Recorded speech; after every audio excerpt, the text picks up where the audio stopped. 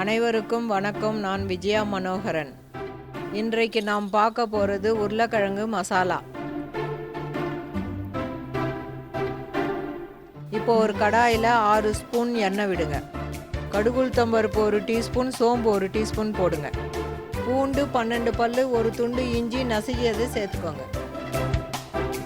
கொத்தமல்லி கருவேப்பிலை தேவையான அளவு சேர்த்துக்கோங்க. கட் பண்ணி வச்ச 4 வெங்காயத்தை போட்டு கலரி விடுங்க.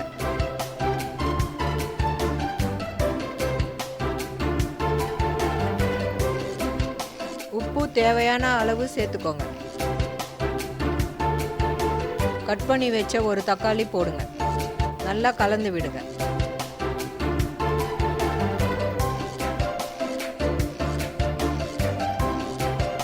இப்போ இது கூட 1/4 கப் தயிர் சேர்த்துக்கோங்க.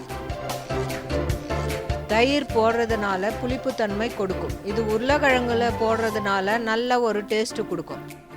இப்போ நல்லா மிக்ஸ் பண்ணி விடுங்க. இப்போ மஞ்சள் தூள் 1 டீஸ்பூன், மிளகாத்தூள் 2 டீஸ்பூன், தனியாத்தூள் 2 டீஸ்பூன் சேர்த்துக்கோங்க. அதோட எல்லா பொடியும் சேர்த்து நல்லா மிக்ஸ் பண்ணிக்கோங்க. கரம் மசாலா 1 டீஸ்பூன் சேர்த்துக்கோங்க. நல்லா கலரி விடுங்க.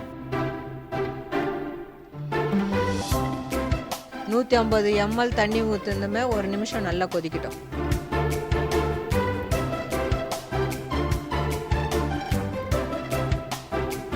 இப்போ வேக வச்ச உருளைக்கிழங்கு போடுங்க. இது 400 கிராம். இப்போ உருளைக்கிழங்கு போட்டதுமே உருளைக்கிழங்கு நசுங்காமல் கலரி விடுங்க.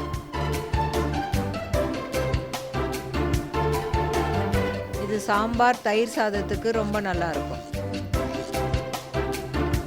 இது நீங்கள் சப்பாத்தி, பூரி கூட ட்ரை பண்ணலாம்.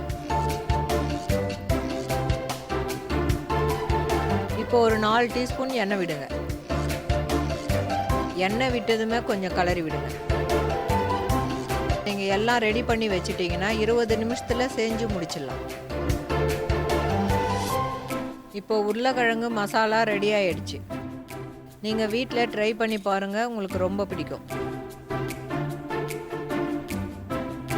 மீண்டும் சந்திப்போம். நன்றி, வணக்கம்.